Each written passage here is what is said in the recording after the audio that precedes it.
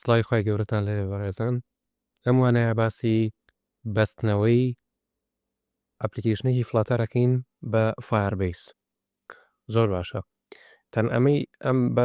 لە سەرای ڤیددیوەکە وەکوە بینن تەنها ئەمەوێت ئەوەتان پێ پیشان بدەم کە لە کۆتایی ئەم وانەیە چی فێرەبین Student ID ئەمە یەکێک داخڵەکەم لێرەیاڵم محەممەد ستەیجەکەی چەنە یەکە کە ئینسێرتەکەم ئەچێتە ناو داتابیسەکەەوە ئەمە بە یەک ریفرێشی پێ بکەم وەکوە بینن student کۆلەکشنی دروست کردووە محەممەد ئایدیەکەی یەکە ستەیجەکەی یەکە زۆر باشە لێرە ئەمە ئەەکەم بە 2 و ئەمەش ئەەکەم بە گریمان سێ محەممەد ئەکەین بە ئەحمەد کاتێک ئینسێرتەکەم ئەحمەدێکی بۆ دروست کردم کە ئایدیەکەی دووە ستەیجەکەشی سێ وەکوە بینن زۆر باش لێرە شەپشانیایەتەوە تەوان ئەگەر بمەوێت ئەحمەد بکەم بە مححمود باشە ئەم سێراکەم بە چوار بۆ نمونە تەنها پەنجانم بەچی ئەم ئەحمەدانم ئەیکەم بە ینی ئەمەی ئێرەکە لێرە نووسیمە لە ناو ئەحمەدەکەی ئەدەیانم کە پەنجەی پیانم بوو بە مححمود یەکسەر کردی بە مححمود ئەحمەدەهی کرد بەچی کردی بە مححمود تاوانم دۆکیمنتە لێرەیان ناگۆدرێ تەنها پرۆپەرتیەکان یان فیلدەکانی نا ئەو دۆکیمنتە ئاگۆڕێ باشە ئەگەر بشمێ شتێک دلیت کەم تاوان محەممەدەکە چی لەکەم لێرە بۆنونە دلیت لێرەشە دلیتی کرد باشە ئەم مححمودەش چی لەکەم ینی ئەحمەدەکە باڵین دلیت یەکەم هیچ شتێکیتیان نامێنێتەوە لە نۆداتا فاند ئێستا ئینشاڵە خەریکی ئەمابین لەگەڵ مابن ئەپلیکیشنێکم دروست کردووە بە ناوی چی بە ناوی Firebase سامپل باشە هەر بە سماڵ تەبان ئەگە بینە سەر ئێرە ئەمە ناوی ئەپلیکیشنەکەمە ئێوەش هەر وەکو من دووبارە بکەنەوە یان بە ڕێزی خۆتان ئەم نەیمە ئەدرێ بە ناوی ئەپلیکیشنەکەت شتێکمان هەیە پێوترێ ئایدنفایر واتە ناسەرەوە هەر ئەپلیکیشنێک لەسەر شاشەکەی تۆ لەسەر شاشەی موبایلەکەت ئایدنیفاایرێکی هەیە ئایدیەکی هەیە ئێستا ئایدی ئەم ئەپلیکیشنی ئێمە چییە بریتە لە com.example. ناوەکەی باشە ئەوەتە ئەمە ئایدی ئەم پرۆگرامێ تەوانەماتوانم کۆپی بکەم کاتم کرد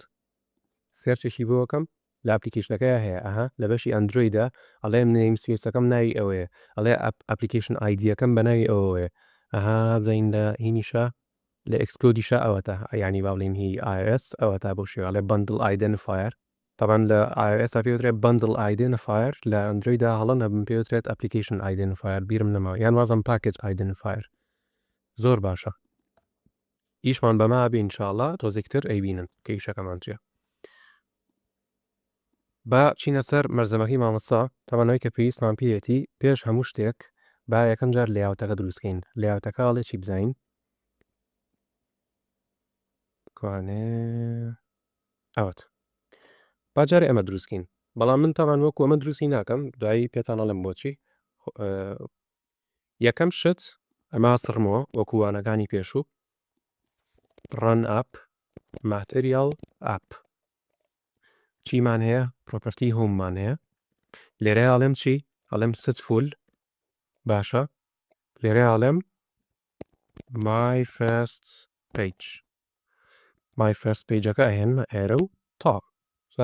ڕەنە بێت بەڵام بەێکێشە ڕەنە بێت جاسە سکافۆڵدێک دانین ئەبارەکەی بۆ دانێم مانەمە هەمی خوێندەوەی بە خێراییکەم گێراڵە چی ئەڵێ Firebase project و بابیکەینە سنتەری شەرۆک و خۆی سنتەر تایتل ترو ئەوە بولیان وەرەگرێ تومە سنتەر تایتڵی تروم بۆ بکە باشە ئەمە داخن بێن ئەوە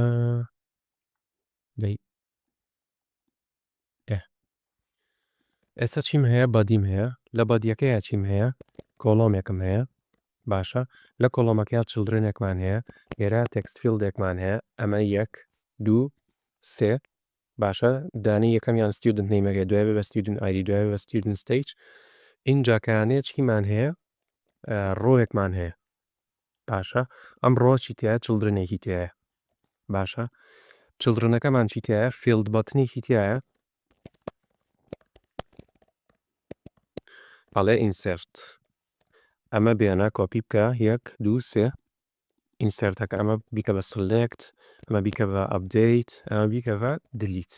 باشە ئێستا پێم وابێت تا ئێرە کافیە لەیاوتەکە با یەک ڕەنی بکەین باشە تا ئەمە ڕەنەبێت دوایی ئەو لەیاوتە زۆر دەستکاریەکەین تاوان بۆیە ئەچینە سەر چی ئەچینە سەر کۆنفیگەرکردنی فایربیسەکەمان ئەگەر دیقەتی مەرزەمەکە بین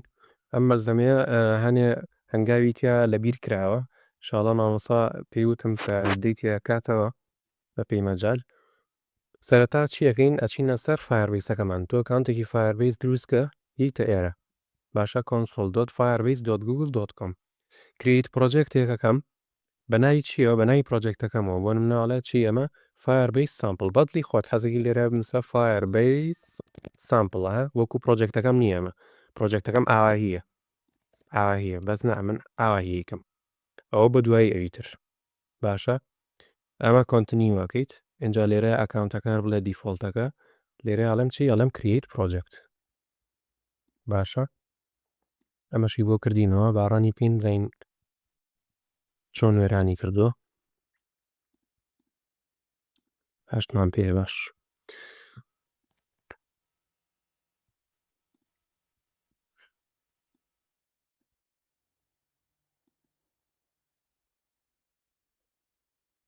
دەی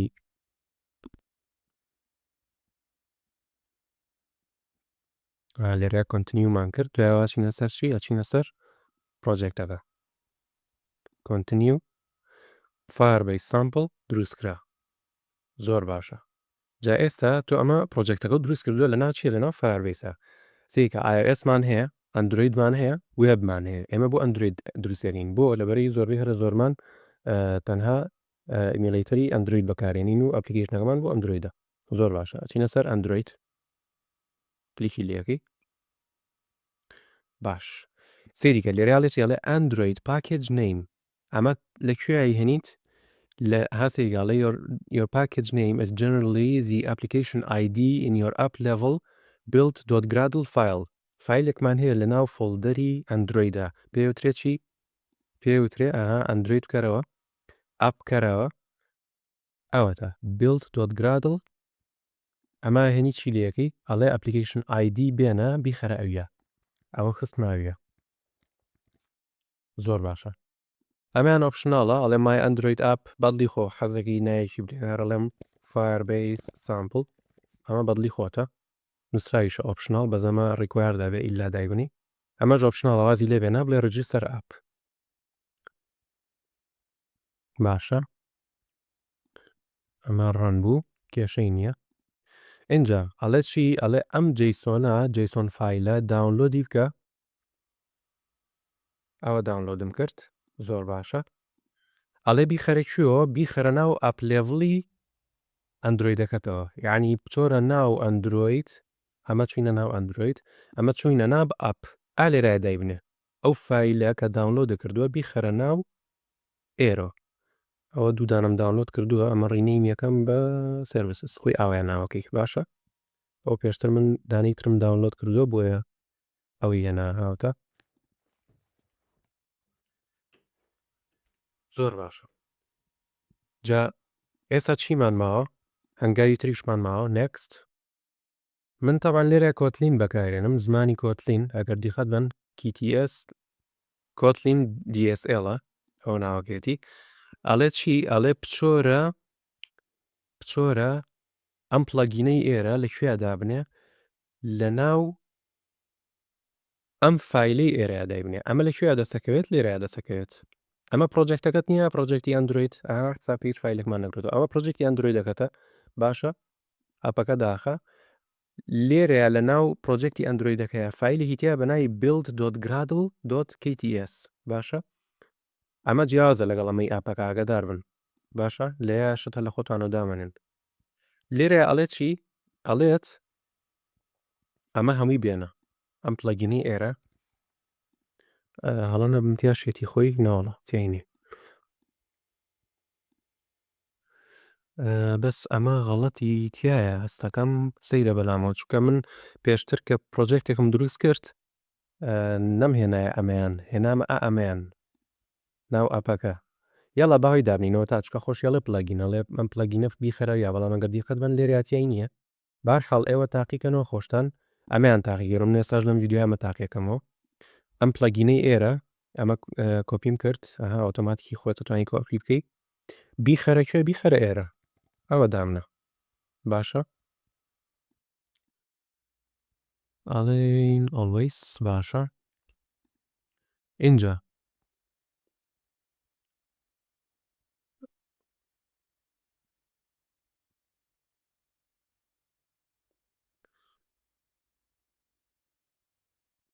هەڵە نەبم تەوانەمەی ئێرە سەیریکەن ئەمی ئێرە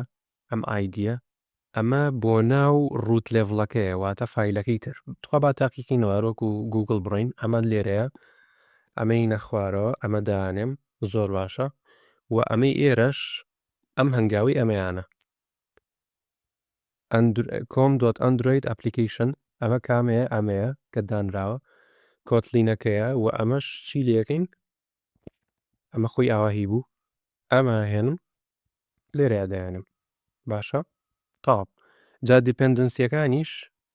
کە کامە کات تیای نییە لە دیپندنسی تیانە کاتەی دەخوارەوە ئەمە هەمووی چی لەکەی ئەیهێنی لێرەیە دایانیت باشە هەر ئەوەنێ ئەگەر کێشەمان بۆ دروست بوو تاکیدم هی ئەمەیانە بەس ئینشاڵڵا دروستیش نابێت باشە ئێستا چیەکەین نەکست تاڵ continue to console ئیشمان نەما چیمان ماوە لێرەیە ئێستا پرۆجێکتەکەمان ڕەبت بووە بە ئەم فلاتەرەوە لە فایربیسەکەەوە پێویستە لێرەیە شتێک ئەپلایکین کلاود فایر سۆر بەکارێنین لێرەیە بۆ ستۆرکردنی داتا سترینگ و ئینتیجەر و ئەو شتانە باشە وەکو لێرەیە ئەیبینن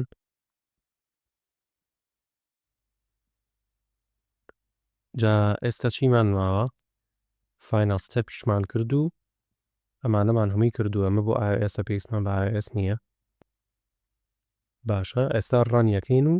ئەبێ کێشەی نەبێت باشە ئێستا بێک هیچ کێشەیەک نەبێت کاتێکە ڕانیەکەین بەڵام جارە نابێڕانی بکەین لەبەری هیچ باڵین لە فایربیسەکە ڕفتمان کردو بە ئەپلیکیشنەکەەوە بەڵام لە ئەپلیکیشنەکە ڕفتمان نەکردو بە فایربیسەکەەوە جا لێرە دیقەت بن ئەچینە سەر چی ئەچینە سەر کلاود فایرستۆر وەکوچین کریت داتابیس سێ بکە باشە ئەها لە چی لێرە ئەڵێ داتابیسەکەم ناوی چی بێ ئەمە لێرە ناوی ناوە چی ناوی نییە ئۆکەی ئایدی هەیە لۆکیشنەکەش هەر ئەمە وەکو خۆی بەجێبێڵن نێکست باشە بڵێ لە پرۆدەکشن مودە باشە لە پرۆدەکشن مودە کرییت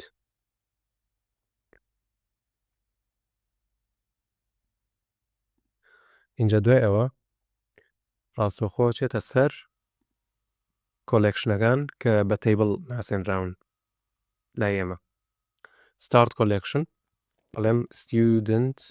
collection next document ID دانەی باوە بێ ئەڵێم student name student ID بە ئاهی بێت لێرە ئەڵێم student name و لێرە شاڵێم چی ئەڵێم student stage ئەمە با نەمبەر بێ ئەوانی تریش ئەوە بێ ئەماڵێم ئەلاند ئەمەش یەک سیف ئێستا studentێکی تایە student collection دۆکیومنتەکەش چەند فیلدێکی تایە و بەو شێوێ اینجا هینە سەر کۆدەکە لە کۆدەکەیە پێویستمان بە چییە لە کۆدەکەیە لێرە لە مینەکە لە پێش ڕەنەکە ڕەن ئاپ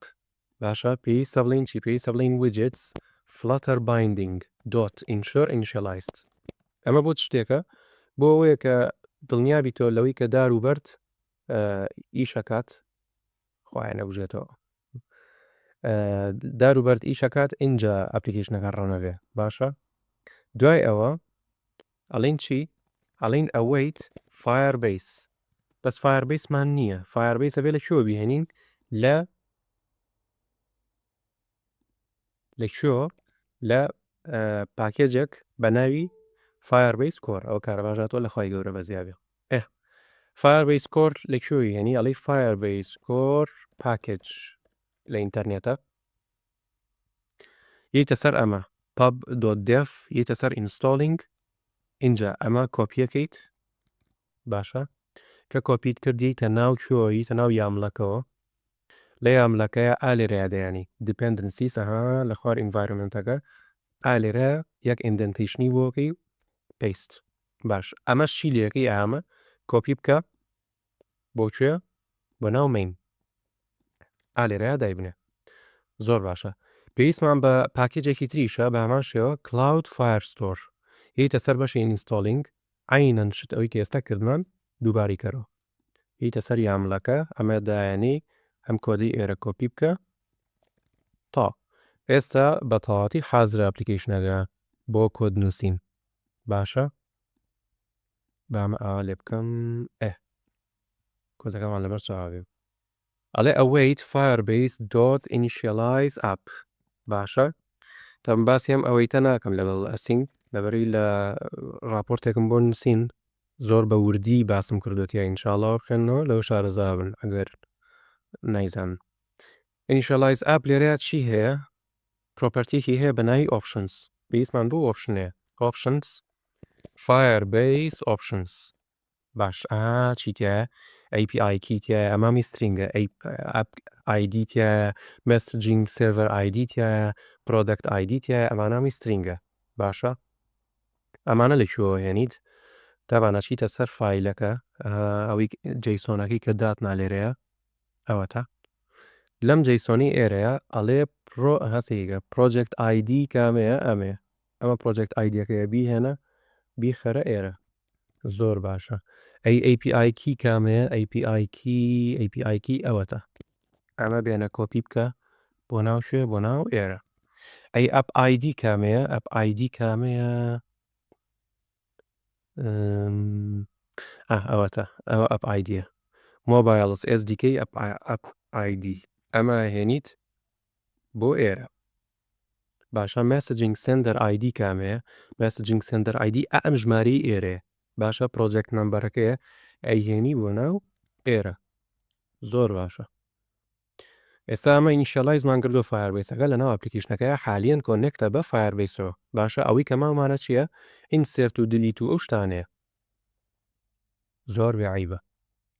اینجا ئەچینە کوێ ئەچینە ناو کۆدی ئینسێرتەکەەوە ئەوە تا لێرەیە ئەڵین document reference یەکسانە بە Firebase Firestore .instance گەرانتەری بێ ئەنەفەی بێ ئەگەڕسکی بە اینجا دۆک بێڵێ چیاڵە student name ئەو student name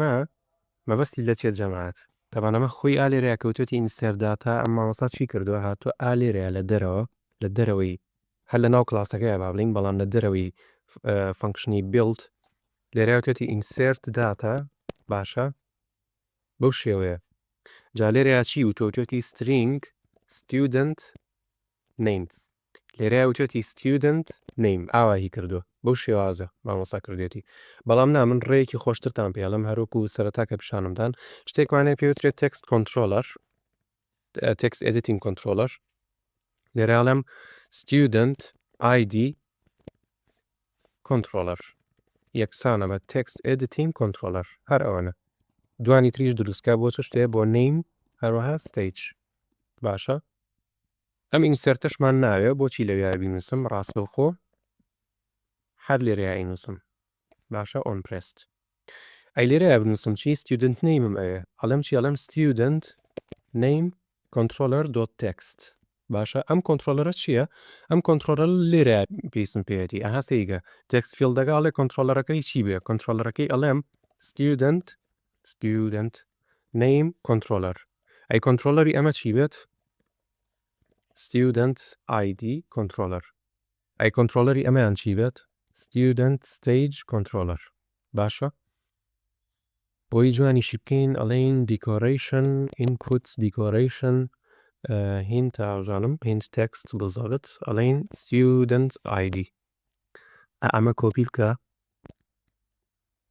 یەک دقە ئەمە کۆپی بکە ئەمەش کۆپی بکە student ئەمە ID ئەمە name ئەمە stage باشە ئێستا گە ڕفرێشێکی پێ بکەم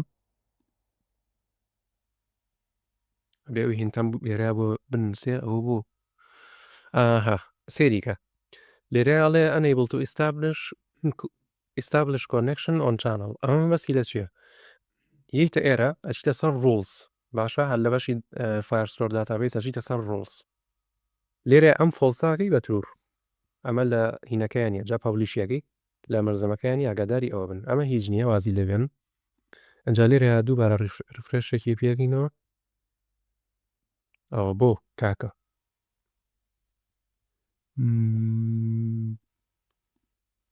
ئەمە لێش یوسج نییە هەر ڕوڵەکەیە ئەمە وتمان ترو ئێ باش عیبینە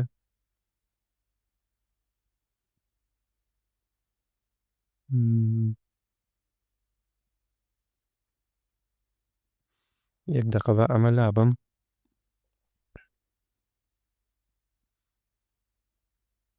وەڵاهی سەیرە بڵێ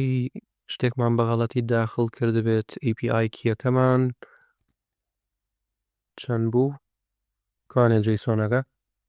API کی current key عیبی نییە ڕێک ئەوەیە ئەپ ئایدیەکەمان چەنە ئەپ ئایدیەکەمان ئەوە نەیە بێعیبە ئەمەمان چەنە ئەوە دوو دانەمان هەیە لێرە عیبی نییە پرۆجێکت ئایدیەکەمان چەنە عیبی نییە پاشەوە هیچ ناکات خودێ هاوار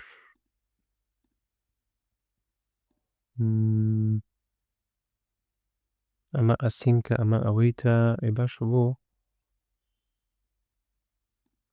خوا بۆ سەبا دووبارە ڕەنی کاتەوە دووبارە هەر لە سەرەتای سەرەتاوە تەسەوڕەکەم ئەوە بێت نازانم ئەو بۆیە ڤیددیۆکەش ناوەستێنم بۆی ئێوەژا گەراوە ئیرۆرە شتێکتان توش بوو لەم بابەتەیە ئاوا لەمەی منەوە فێر بن ئینشاءڵڵا نابێت کێشەی هەبێ ئەم جارە چکە ئەبێ ئەو ڕوڵەکەی بە ترو ئەوە نازانم و تەواو لێرەیانی هیچ شتێکی ترمان نەماوە کە دەستکاری بکەین باشە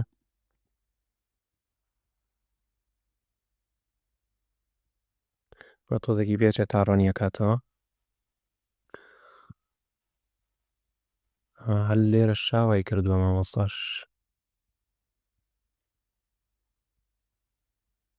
کوانێ دەی ئەو مینەکە پرۆجێکت ئایدی و هەر عینەشتمان کردو ئێمەش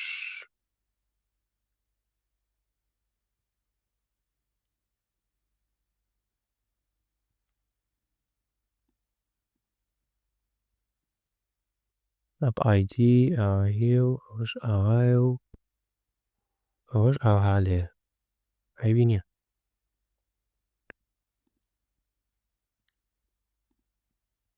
یا ئەڵڵاه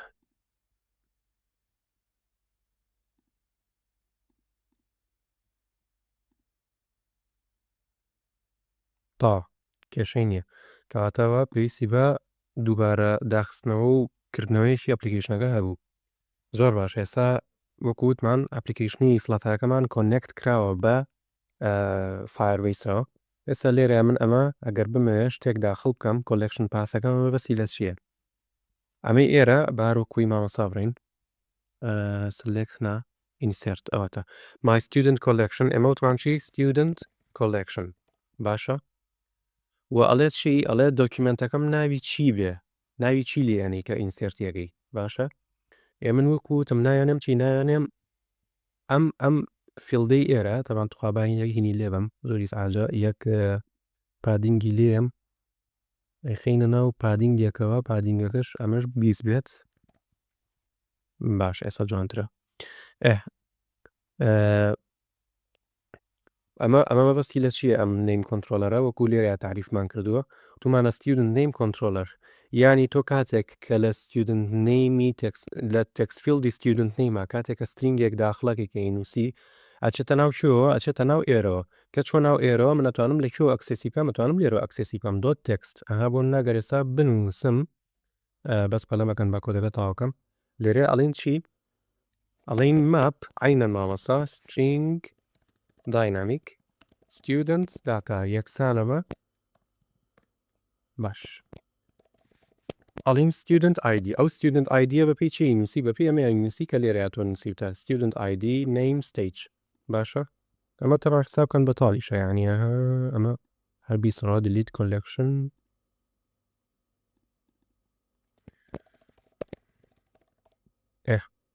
ئەمە حسابکە هیچی تیانە داتابیسەکەمان لێرە ئەڵێ student ID تاڕان لە شوێی هێنێت من لە شوێ وەریەگرم student ID controller.text باش student نەیمێک تاخڵەکە پرۆپەرتیەک ئەڵین student name controller.text اینجا student stage controller text باش بۆی بیخەمە ناو دۆکیومنتەکەەوە ئاڵم چێرم document reference .set چ شتێک student data when complete هیچ مەکە و وازی لێبێنە باشە ئێستا ئەگەر ڕفرێشی پێ بکەم یەک عیبینیە و ئیشەکەت من ئەمێ شتێک داخڵکەم student ID یەکە ئەمە ئەلەندە ئەمە ئایتیە ئینسێرتەکەم یا ئەڵڵاه دێن کردوێتی ریفرێشێک بە پێیجەکەکەم ئەبێ کردوێتی تاوە student collection ئەلەند ئایتی یەک زۆر بێکێشەیە باش ئێستا پێیسمان بەچێ پێیسمان بە سلێکتە ئەم سلێکتیان ئیسعاجە جەماوێت بەس ئەگەر حەزەکەن نەوەڵا هەرەوێ بیکەین ئۆکەی بیسم بڵێم با بیخەم ئاخیر بەس کێشەمان نی ئۆکەی لێرە ئاڵێم چی ئەڵێم ئەوانەمە لێرە بەچی کردوێتی بە ستریم بیلدەر کردوێتی یادی قەت بەن ستریم بیلدەر چییە شتێکمانە پێوترێت فیوچەر بیلدەر لەگەڵ ستریم بیلدەر فیوچەر بیلدەر ئەو ئینشاڵا بۆ داهاتوو بەڵام ستریم بیلدەر بە کورتێکی حسابیکەن ئەگەر زۆر بە زمانێکی سادە بیڵێم ئەوەیە کە هەروەکو لیستێکە باشە لیستێکە گەڕێنێتەوە گەردی قەت بەن لێرەیە بەڵام چییە بۆ ریل تایمە بۆ شتی ریل تایمە ئێستا ئێمە لێرەیە کە بوون من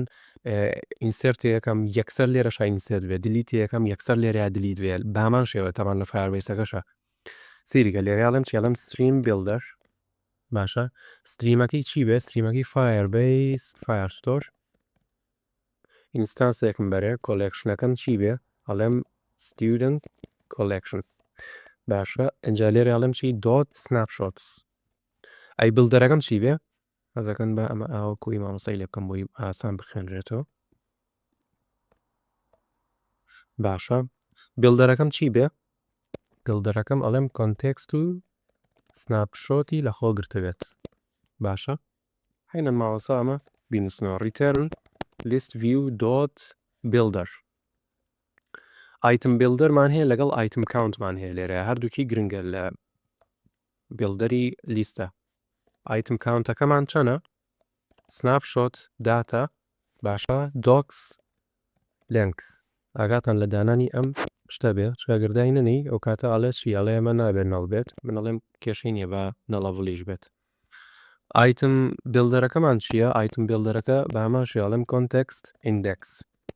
دیقەت بن لەسەر وتمان کۆنتێکست سناپشۆت ئەم جاراڵین چی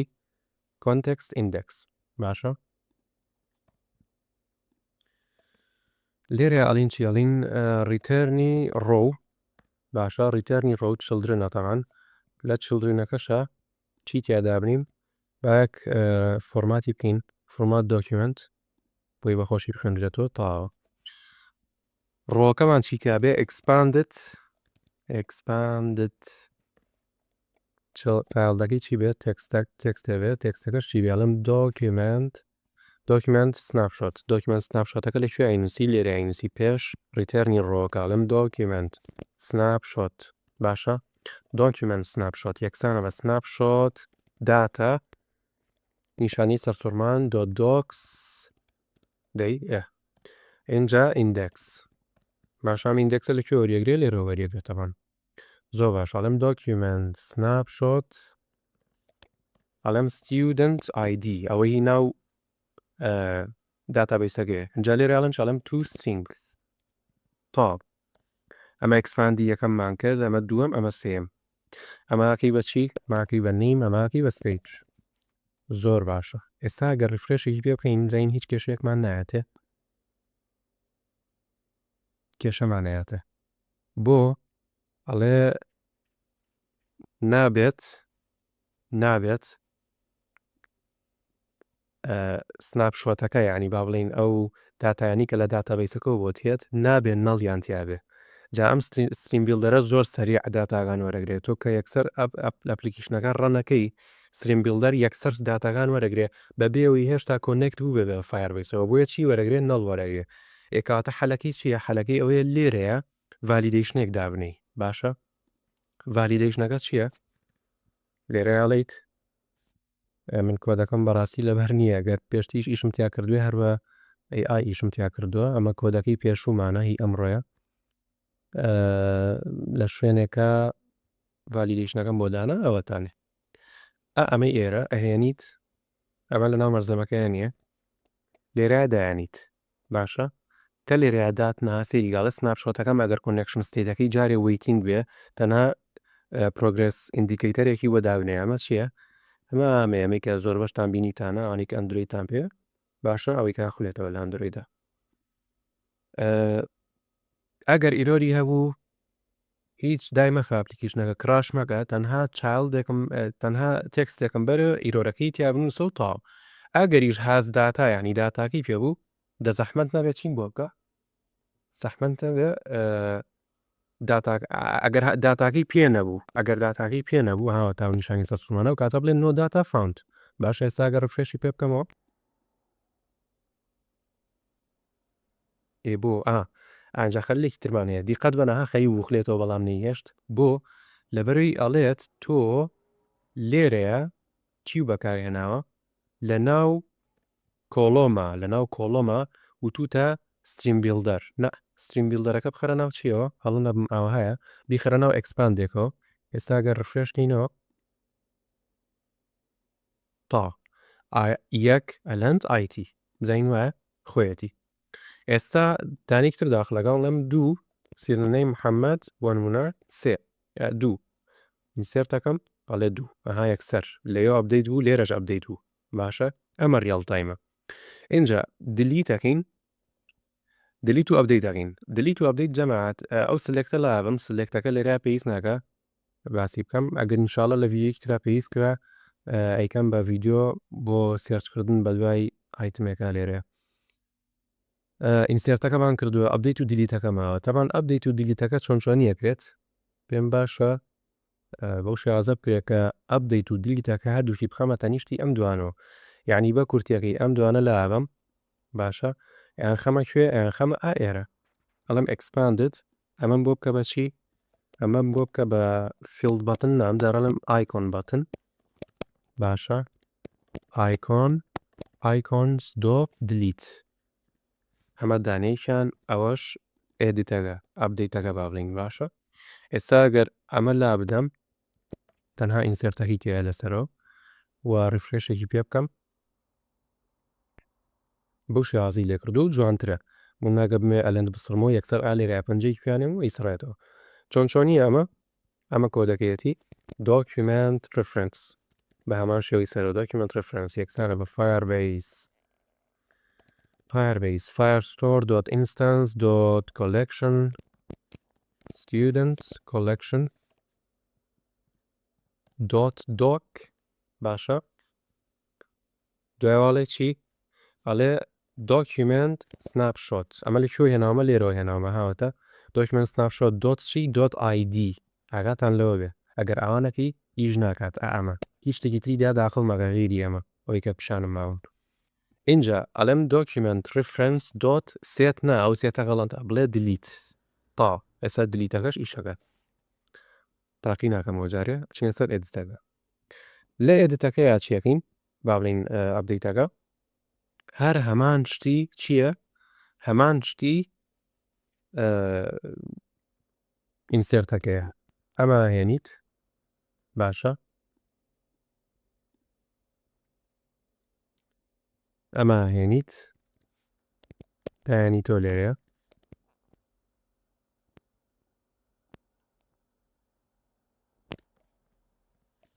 باشە ڕێکریفرێشی پێ بکەم فۆرماتێکی بکەم کە هێنامانە تۆ لێرەیە بەپێی چ شتێک ئەپدەیت یەکاتەوە لێرەیاڵە چی ئەڵێ دۆک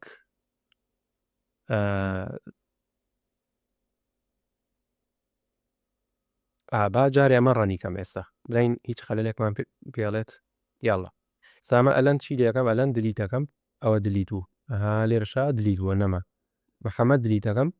نەما ئەڵێ نۆداتا فاوند ئەو نۆداتا فاوندە لە شووە هاتۆ لێرەوە هاتەوەی کە پیشانمدان ئەمەتە ئەڵێ سناپشۆتەکەم هاس داتا بەڵام ئەمێ عکسی گرێتەوە ینی هاسنۆ داتا کە هاسنۆ داتای هەبوو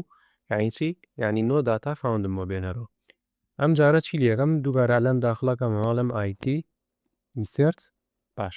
ئێستام ئەلەندەکەم بە چیاییکەم بە ئەحمەد بۆ نمونە ئایتیەکەکەم بە نێتوەرک بزانام چی لێکات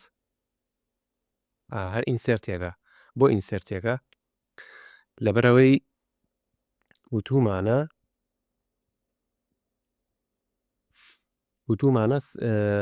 تاوان هین یەکات ینی ئەبدەیتی کرد ئەگەر دیقەت بەنەها ئەوە تاوە ئەبدەیتی نەک ئەبدەیتی کردووە ئەوەی پێشووی نەسڕیوەتەوە و هاتووە ئینسرتی کردووە باشە بەزنا من ئینسرتم ناوێ کۆدی ئەبدەیتەکە بەڕاستی بیرم چووە ئەمەتە ئەمە کۆدی ئەبدەیتەکەی باشە لێرەیاڵی چێڵی دۆکیومنت سناپشۆت آیدی ئەوە دوایی بووە نەمگۆڕی لەبەر ئەمە بوو ویستم ئەو خەلە لەم توش بێ بۆی بزانم خەلەلەکە لەکوێیە دیقەت بن ئەڵێ دۆکیومنت دۆکیومنت تۆ مەبەستی لە چێ مەبەستی لێرەیە دۆکیومنت منەوێ چی بکەمەوێ ساپەنم ئەحمەدە بوونی نییە جارن دروستمان نەکردو باشە ئەمەیەت دۆکیومنتی ئەلەند دەستکاریکەم دۆکیومنتی ئەلەند چۆن بە ئەکسسەکەم لێرە ئەکسسیەکەم کەرنتەکە چۆنی بەدەسێنم ئەمە ناهێنم نابێەوە غەڵەتە ئەڵم چی ئەلم دۆکیومنت سناپشۆت واڵدام تا دۆت هایدی نییە بڕۆناکەم ئایدی بێت چاڵدانم ناوبوو وەڵا ئایدە ئۆکەی بەپی ئایدەکە ئیکات بەپی ئایدی ئەوەی کات ستودنت ئایدی هەڵە نە ئایدی نیە ئەمە خۆی لە خۆیان ئایدیەکی هەیە ئەمە دۆکیومنتەکە بۆیە بەپی ئەوەی هێنێتەوە ئێستا گەر بۆ نمونە ڕفرەشێکی پێ بکەین ئەی خی گەورە ڕزقێ بە ئێسام ئەلەندە چی لێکم ئەڵێم ئایدیەکەی بکە بە 2 نەیمەکەی بکە بە ئەحمەد ستەیجەکەی بکە بە 4 کە پەنجانم بەمەیە کردی بەوە باشە ئەمە لەکوێە ئەلەندەکەی نەگۆڕیەوە بەس ئەحمەدەگا گۆڕێ فیلدەکانی گۆڕێ وە لێرە شاچی لێکم یەک دلیتەکەم بەو شێوێ دلیتە بێت باشە بابەتەکەمان لە ئێستاە هەر ئەوەندەیە ئەگەر کرا ئینشاڵە لە داهاتوە پێویستی کرد سلێکتەکە شەکەین و لە خۆتانی قورس مەکەن و هیوادارم ڤیددیۆکە دووبارە سەیری بکەنەوە یان بەخاوی سەیری بکەن چکە ئەزانم بابەتەکە وردە ئینشاڵە خی گەورە هەمولایەک سەرکەوتووەگات لەشتان ساوێ